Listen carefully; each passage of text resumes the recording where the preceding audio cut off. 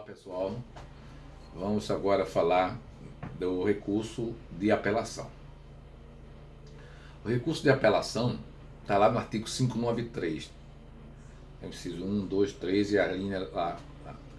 É o recurso que ataca a sentença, é o recurso que você pede para que seja julgada de novo a matéria, porque nós temos direito ao duplo grau de jurisdição, ser julgado duas vezes a matéria, perfeito? Então, a apelação é isso, é pedir para o tribunal modificar a decisão, a sentença do juiz. O juiz, quando dá uma sentença, ele encerra as atividades dele, né? Ele encerra a atividade dele e você entra com a apelação, você ou o Ministério Público, se tiver lá, e pede para o tribunal julgar de novo. Quando pede para o tribunal julgar de novo, você vai bater na matéria de novo ali, né? Absolvição, redução de pena, nulidade, o que você quiser, você entra na apelação, pede para o tribunal com 3 embargadores de uma Câmara julgar de novo. É onde você tem o direito de julgar de novo a matéria. Então vai ser julgado tudo de novo, vai começar do zero. Só que já está tudo pronto lá para o desembargador, né? Mas vai começar do zero, vai julgar o processo de novo.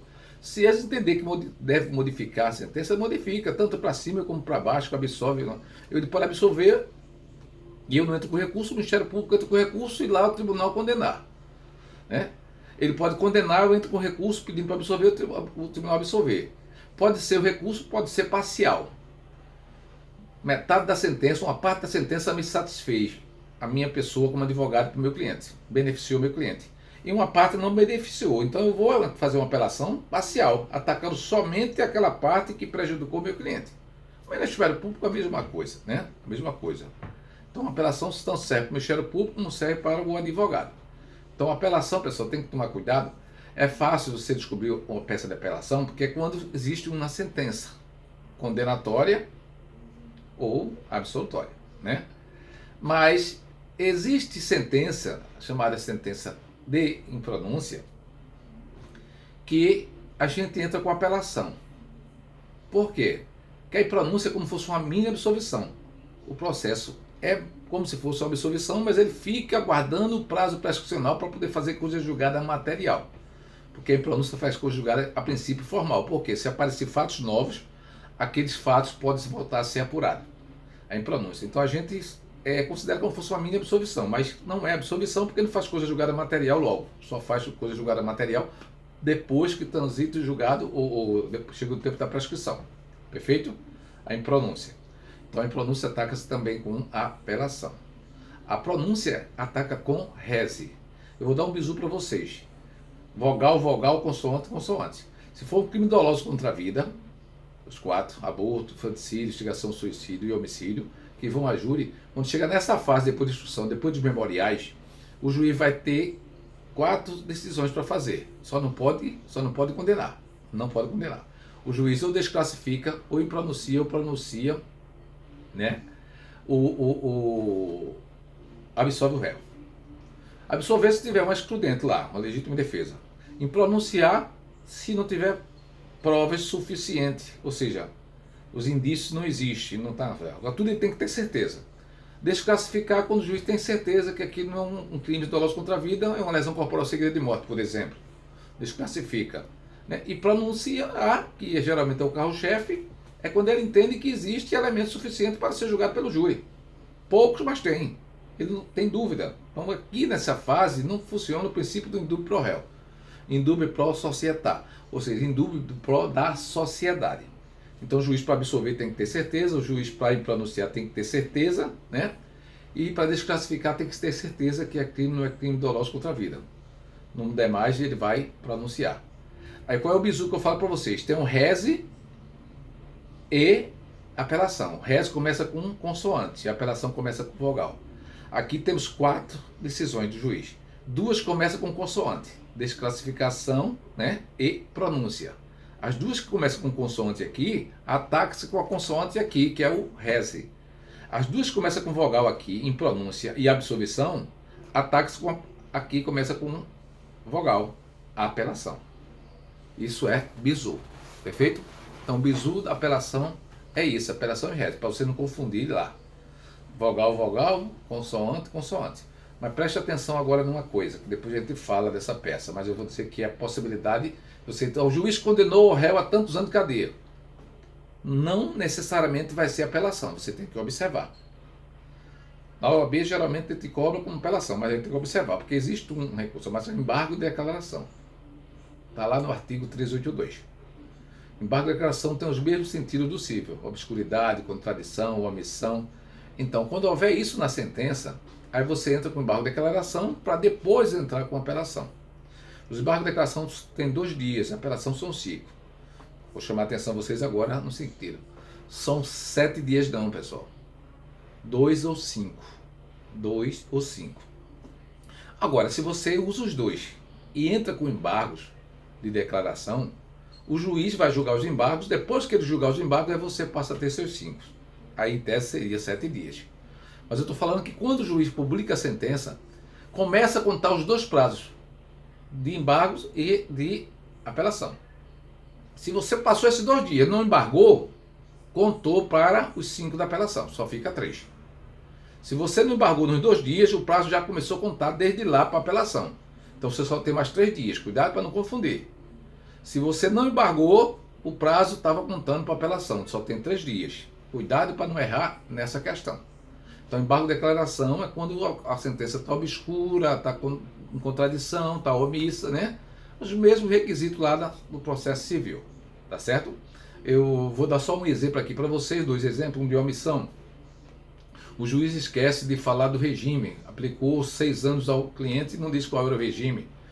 Eu não sei qual é o regime. Se meu cliente chegar e perguntar qual é o regime que ele vai cumprir a pena, eu vou dizer que não sei.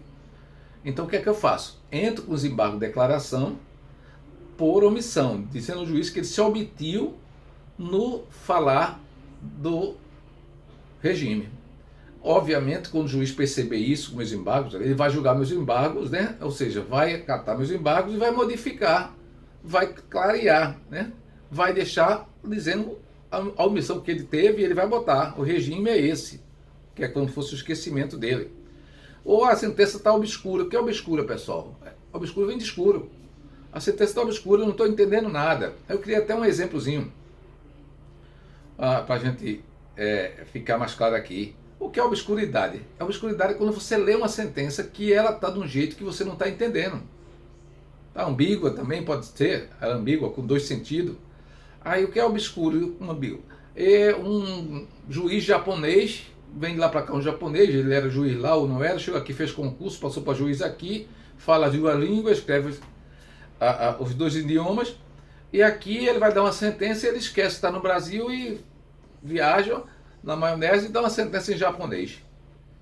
Aí eu, como advogado, eu não sei ler japonês, eu vou dizer: oxe, ele condenou, absolveu meu cliente, eu não estou sabendo.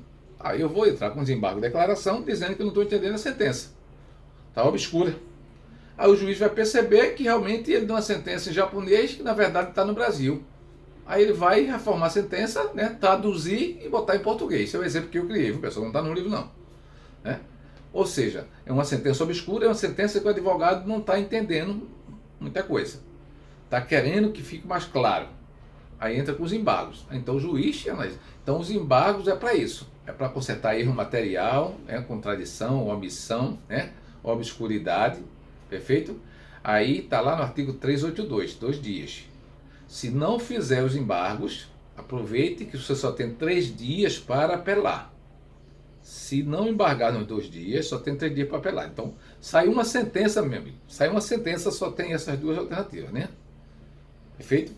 Você vai embargar, embargo de declaração, ou então vai apelar para reduzir a pena do seu cliente ou absolver lá no tribunal. Beleza? Então, a apelação é o direito que você tem de pedir ao tribunal que julgue novamente a matéria. Por isso que é igual ao reze. Uma folha de rosto direcionada ao juiz que promulgou a sentença, datada, dizendo que está insatisfeito com aquela sentença, né, e que seja encaminhado para o tribunal. E em anexo você faz as razões da apelação destinada ao tribunal. Aí é quando você vai meter o pau e botar toda a defesa que você tem no seu cliente nas razões. Na folha de rosto você só diz que está insatisfeito com a respeitosa sentença de Vossa Excelência e que quer que seja encaminhado no tribunal para ser julgada a matéria de novo. E depois, logo em seguida, você começa a direcionar ao tribunal fatos, direitos e pedidos. Então, você vai se debruçar na sua defesa toda nas razões da apelação. Prazo, 5 dias. Está lá no artigo 593, o próprio artigo 593. Então, para encerrar, eu quero chamar a atenção também do princípio da especialidade. Se o seu processo é no juizado especial criminal, se o seu processo que você tem, seu cliente, é um TCO, que vai ser julgado no juizado especial criminal, e você não está satisfeito com a sentença, você também vai apelar. Porém, vai apelar baseada ou com arrimo, né, fundamentado no artigo 82 da Lei 9099 de 1995. É a lei que rege os juizados.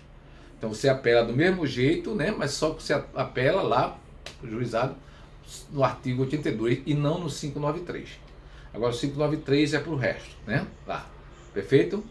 Então obrigado e vamos gravar outro vídeo de outra aula. Até mais.